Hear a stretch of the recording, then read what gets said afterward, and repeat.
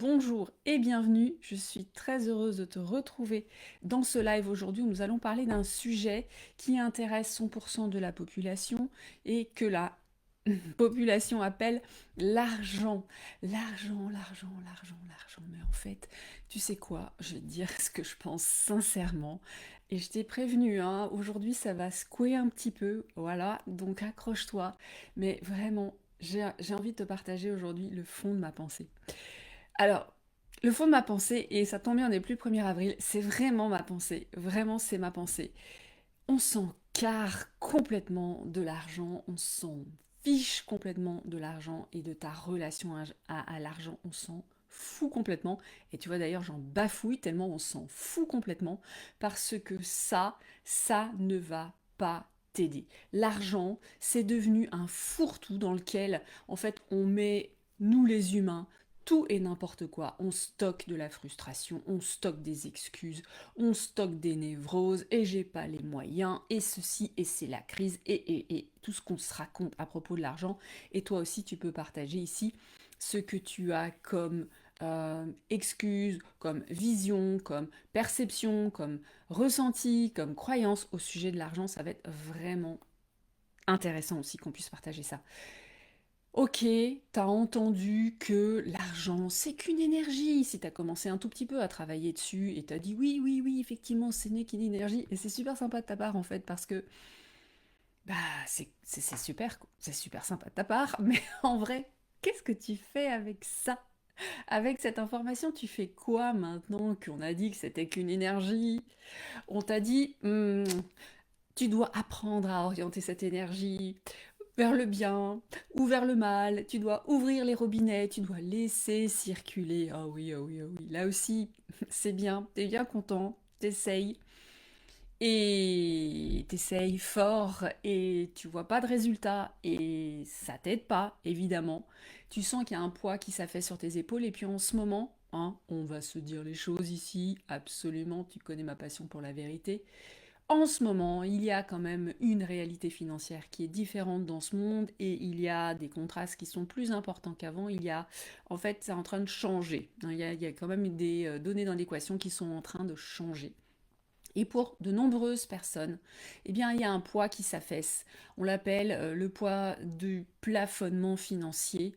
Vraiment, je ne veux pas mettre d'autres mots que ça, que le plafonnement financier qui peut intervenir à 5 euros, à 5 000, à 500 000, à 5 millions, peu importe.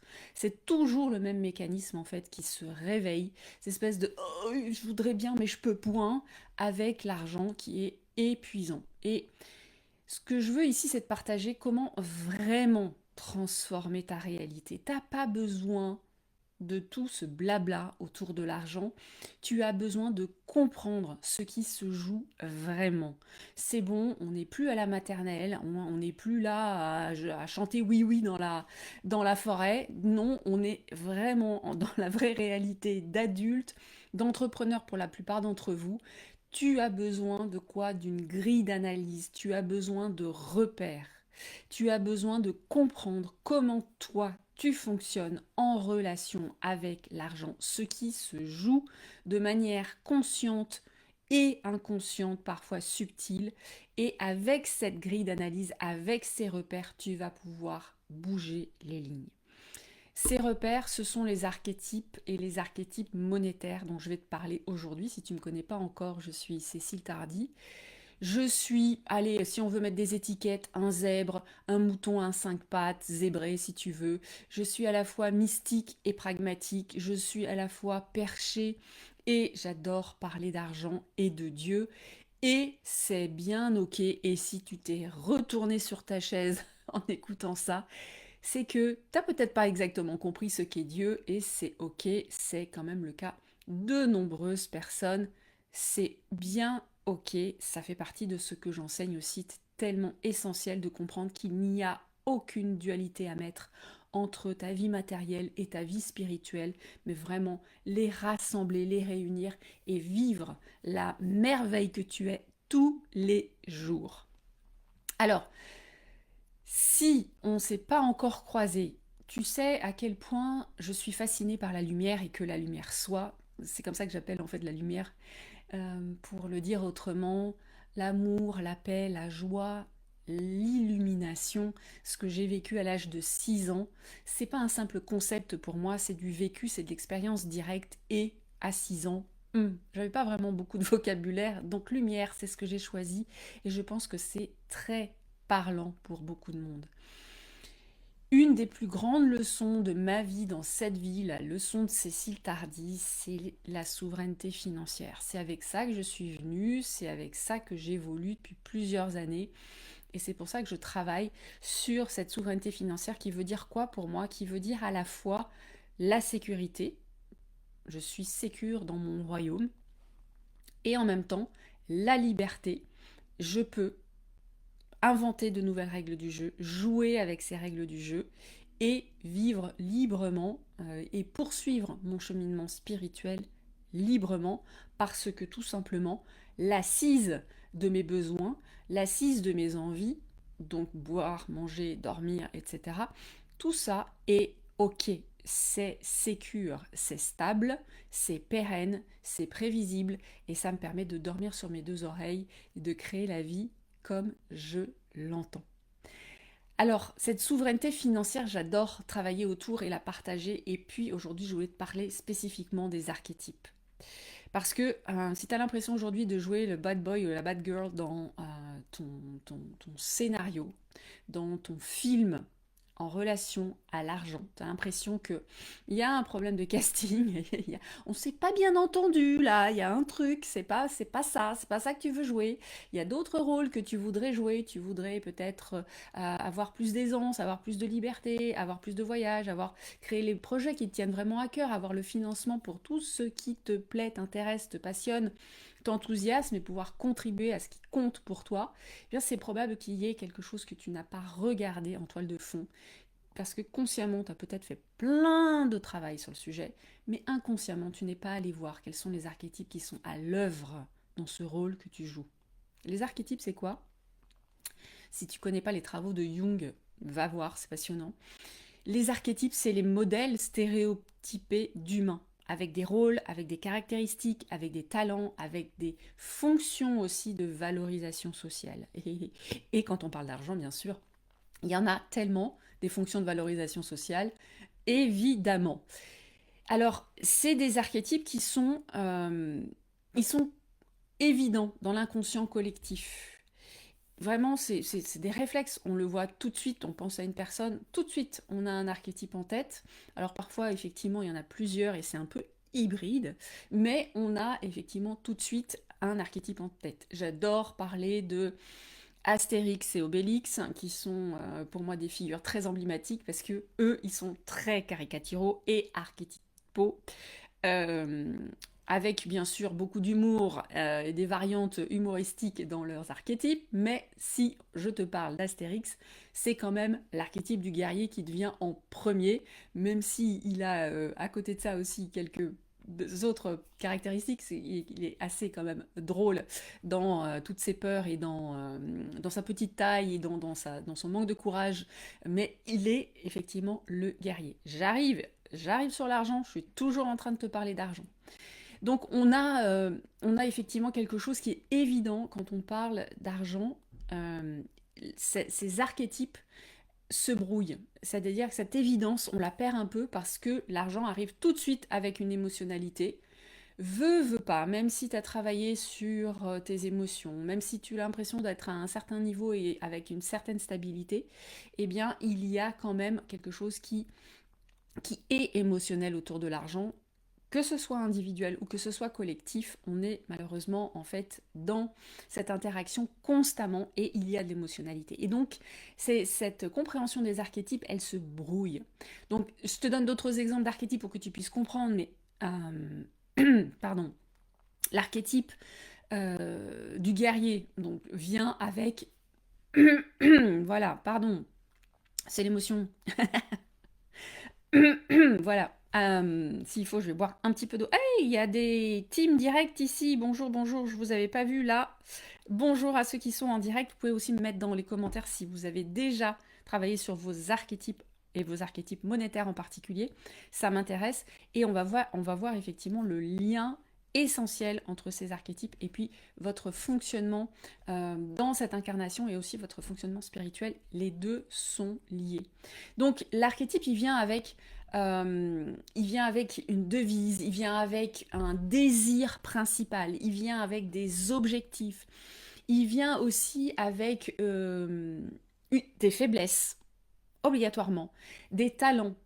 Et donc, c'est essentiel de les connaître parce que quand on connaît ça, qu'est-ce qui se passe? Eh bien, on peut activer ses forces en soi. Parce que le problème, ça n'est pas tes faiblesses. Le problème, ça n'est pas ton syndrome de l'imposteur, ça n'est pas ton manque de légitimité, ça n'est pas ton manque de confiance, ton manque d'estime, ton manque de valeur, etc. Ça n'est pas tes faiblesses, en fait. On peut passer des années, des dizaines d'années, toute ta vie, si tu veux, tu peux passer ta vie à essayer de régler, réparer, guérir tes faiblesses. Oui, tu peux faire ça, mais ça ne fonctionne pas. J'ai dit qu'on se disait les choses. Ça ne fonctionne pas. Ce qui fonctionne en revanche, c'est d'aller regarder où sont tes forces et de potentialiser ces forces. Quand tu as un jeu de cartes dans les mains, tu peux te dire oh, j'ai des mauvaises cartes, j'ai des mauvaises cartes, j'ai des mauvaises... Qu'est-ce que je vais faire avec ces mauvaises cartes? Qu'est-ce que je vais faire avec ces... Il faut absolument que je me débarrasse de ces mauvaises cartes.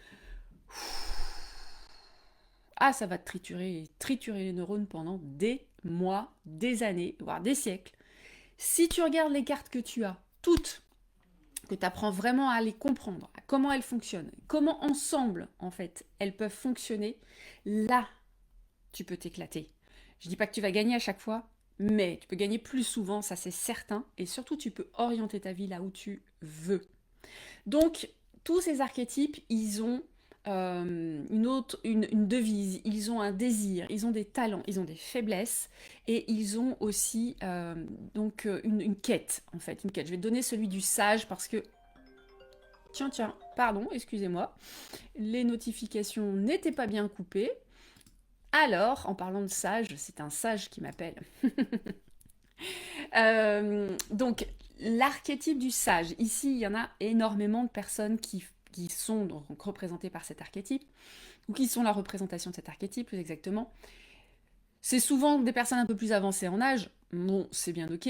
La devise, en fait, du sage, c'est la vérité vous rendra libre. Et oui, j'avoue, je fais partie, bien sûr, de cet archétype-là. J'ai pas écrit ce livre Action et vérité pour rien.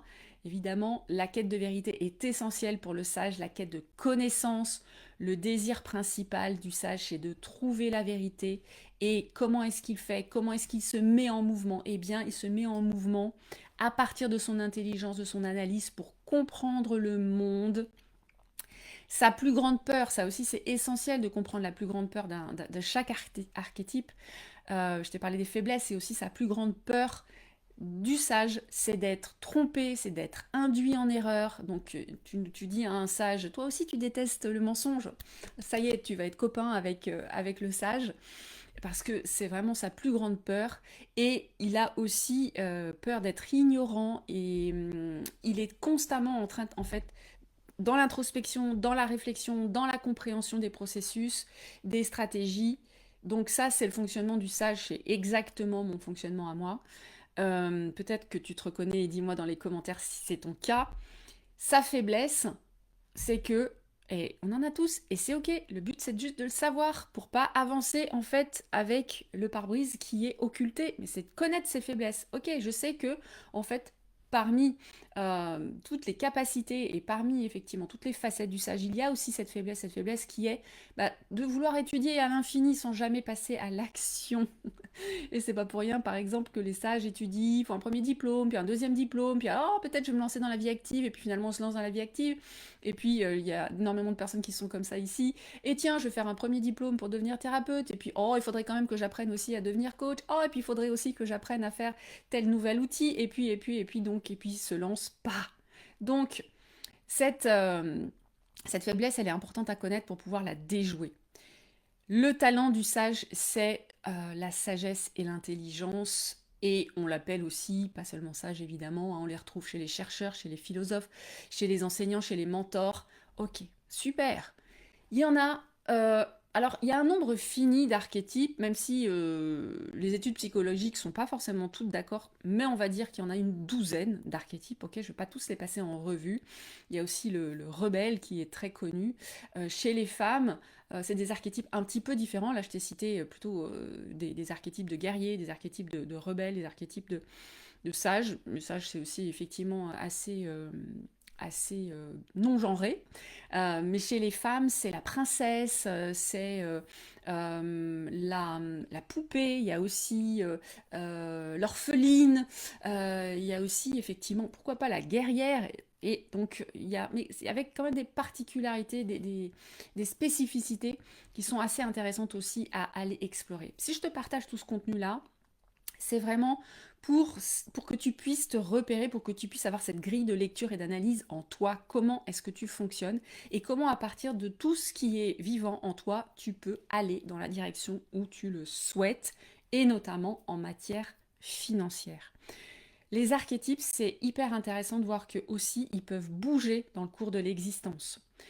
Et en fait, ce jeu de cartes avec lequel vous êtes venu, eh bien vous avez la possibilité, alors à un certain niveau de profondeur, hein, parce qu'on a aussi bien sûr des paramètres qui sont plus karmiques et difficiles à bouger, mais on peut en tout cas arrondir certains angles de votre personnalité et il peut y avoir des mutations d'archétypes. Moi j'ai fait l'expérience, ça fait 11 ans que je travaille avec les archétypes monétaires, j'étais un archétype précis qui est celui de l'accumulateur, du banquier par nature. Lorsque j'ai démarré ce travail, aujourd'hui et assez rapidement finalement dans le travail que j'ai fait, j'ai un archétype de dirigeant, de créateur d'empire par essence. Et je vais glisser ici, c'est ni bien ni mal, il n'y a aucun archétype qui est mauvais. La seule chose qui est mauvaise, c'est de ne pas les connaître. Est-ce que c'est bien clair? Ou je le répète, aucun archétype n'est mieux que l'autre. Ce qui ne va pas, ce qui est non aidant, et limite même handicapant, c'est de ne pas connaître ton archétype, de ne pas savoir comment il fonctionne, parce que tu te prives, là pour le coup, tu te prives d'une richesse infinie. Vraiment, on parle souvent de source d'abondance, bon, je mets des grands guillemets quand j'utilise cette expression, la source de l'abondance, de la prospérité, elle est là, elle est dans cette connaissance de comment tu fonctionnes. Donc, ces archétypes, ça te permet de connaître en fait tes tendances comportementales, relationnelles, avoir du fun avec, les développer. Maintenant, tu as le choix, tu es libre, évidemment, toujours. Et alors surtout ici, dans cet espace, tu es libre d'être libre. Tu peux continuer hein, à ne pas connaître, tu peux continuer à les ignorer, tu peux continuer à faire ce jeu que certains apprécient beaucoup, qui s'appelle mettre la tête dans le sable, qui s'appelle faire l'autruche. C'est toi qui vois. Et on se dit les choses. La seule chose mauvaise, vraiment c'est important, d'après moi, c'est l'ignorance. Vraiment, c'est l'ignorance. Cette exploration de tes archétypes monétaires, il y en a 8. Il y a plus de 40 000 combinaisons. Pas si tu vois la précision. Ça fait 11 ans que je travaille avec. J'ai accompagné avec des personnes, allez, débutantes sur le chemin de l'exploration de la relation à l'argent ou de l'entrepreneuriat, de l'empuissancement, on va dire en général. J'ai accompagné des personnes qui ont plus de 50 ans. Ouais, j'ai des clients qui ont plus de 70 ans et donc qui ont plus de 50 ans de travail sur elles-mêmes. Tous me disent la même chose. Oh, waouh! C'est un outil de connaissance de soi qui est oh, waouh! C'est cette grille d'analyse qui permet vraiment de se dire voilà, maintenant je vais poser tel et tel et tel choix et je vais arrêter de me la faire à l'envers. Parce que tu l'as compris, je t'ai donné des exemples d'archétypes généraux. Ça ne sert à rien de vouloir mener ta vie comme un guerrier ou une guerrière si toi, en fait, tu es un sage principalement. Je vais te le dire avec un autre exemple qui paraît tellement évident, mais que je constate tous les jours chez les personnes qui me viennent me voir en me disant je ne comprends pas, ça ne fonctionne plus, ça plafonne. Oui, mon chou, ça ne fonctionne pas parce que toi, en fait, tu essayes de grimper à un arbre, mais tu es un poisson. Et ça, c'est la fameuse citation d'Einstein. Oui, effectivement, si tu passes toute ta vie à essayer de grimper à un arbre en pensant que toi aussi tu peux y arriver, eh bien, oublie. Tu vas passer toute ta vie à te détester, à te demander ce qui cloche avec toi, alors que tout va bien avec toi. C'est juste, t'es un poisson. Toi, c'est dans l'eau que tu dois évoluer. Et si tu vas dans l'eau, et c'est ce qui se passe pour mes clients lorsqu'ils font cette découverte, oh waouh! En fait, dans l'eau, je suis comme un poisson dans l'eau. Eh oui, mon chou, effectivement, c'est aussi simple que ça. Et est-ce que tu vois aussi la profondeur spirituelle qu'il y a derrière? Parce que là, je t'ai parlé de l'aspect matériel, c'est-à-dire que matériellement, tu arrêtes de jouer à des jeux qui sont pas pour toi, donc tu arrêtes de t'épuiser, tu arrêtes de faire des efforts en vain, tu arrêtes de forcer, tu arrêtes de perdre du sens, tu arrêtes tout ce qui ne fonctionne pas, et puis tous les plafonnements évidemment qui vont avec. Et puis tu installes vraiment une vie qui te ressemble, équilibrée, avec le niveau de confort qui te convient. Et puis en fait, du point de vue spirituel, mais qu'est-ce qui se passe? C'est un vrai chemin de retour à soi. C'est un vrai chemin d'acceptation déjà de ce qui est, de qui tu es. Une fois que tu as fait la paix avec ton personnage, c'est une étape indispensable. Tu vas pouvoir aller explorer et aller vraiment te décoller de ce personnage pour pouvoir explorer ta conscience divine.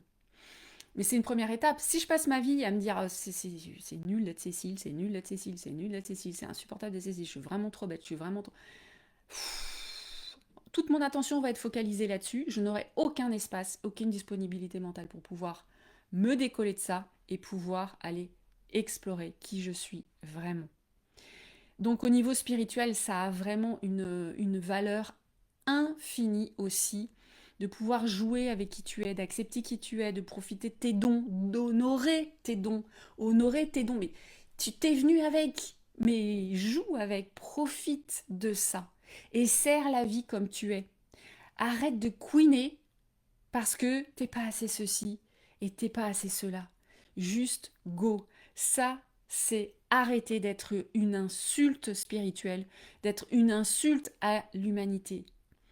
Profite, honore qui tu es. Tu es une merveille exactement comme tu es. Maintenant, si tu veux connaître tes archétypes, financiers et ta combinaison parmi 40 000. Il y en a une seule, elle est unique et propre à toi. Alors, je te préviens, c'est très rapide. Ça prend juste un test de 10 minutes. Mais, qu'est-ce qui va se passer une fois que tu auras ton test, tu auras ton profil, et que je vais te donner les clés de décryptage, d'analyse de ton profil pour que tu vois, oh waouh, toutes les forces qui vont avec, et oh, quelques faiblesses qu'il va falloir contourner pour pouvoir équilibrer. Qu'est-ce qui va se passer quand tu auras ces informations, cette connaissance, cette sagesse en fait? Ça va te mettre dans une dynamique de succès. Ça va te mettre dans de nouveaux standards. Ta réalité va changer. Tes actions vont réussir plus facilement. Tu vas matérialiser plus facilement. Donc les choses vont vraiment bouger et ça va se voir. Tu vas te sentir plus puissant et ça va se voir. Et ça risque de modifier certaines relations autour de toi. A priori, c'est plutôt bon signe. Si aujourd'hui tu trouves que le rôle que tu joues dans ce film-là ne te convient pas, eh bien, je vais te donner accès en fait à cet enseignement. L'enseignement s'appelle Prospérité décodée. C'est vraiment tous les raccourcis depuis 11 ans, parce que tu vois, tous les raccourcis que j'utilise pour passer le test et 2 décoder ensuite les résultats du test pour que toi aussi tu puisses comprendre comment ça opère. J'ai ouvert l'accès à cet enseignement lundi à mes clients, personnes qui me suivent depuis un certain temps, et ils ont vu le prix, et ils ont commencé, et ils sont revenus vers moi en disant Cécile, il doit manquer 1 ou 2 zéros en fait au tarif que tu as indiqué. C'est pas impossible. C'est pas impossible. Mais bien sûr, ça sera à toi de juger quelle est la valeur ultime de cette connaissance et ce que ça peut changer dans ta vie. Moi, j'ai aussi un archétype de rebelle. L'archétype monétaire s'appelle l'insoumis. Et c'est important pour moi de casser les règles et puis de donner de la valeur à des personnes qui ne la voient pas encore. Donc les informations seront transmises en commentaire, tu pourras y accéder ou sous cette vidéo, je vais les mettre sous cette vidéo pour que tu puisses toi aussi accéder à cet enseignement prospérité décodée, que tu puisses enfin comprendre comment est-ce que tu peux t'éclater dans ta situation financière et te laisser la voie libre pour vraiment continuer à explorer ton cheminement spirituel, car les deux ne font qu'un. Mets-moi aussi en commentaire si tu as des questions à propos de l'enseignement des archétypes ou si tu as un highlight, si tu as un feedback, si tu as une prise de conscience. C'est vraiment hyper riche pour moi. Là, pour le coup, ça a énormément de valeur lorsqu'il y a des interactions sous ces vidéos. C'est vraiment mon souhait de pouvoir interagir, mieux comprendre comment tu fonctionnes aussi. Ça fait partie de ma curiosité, ma sagesse. Et je te retrouve ici ou sur un autre support pour un prochain contenu. D'ici là, porte-toi bien et que la lumière soit.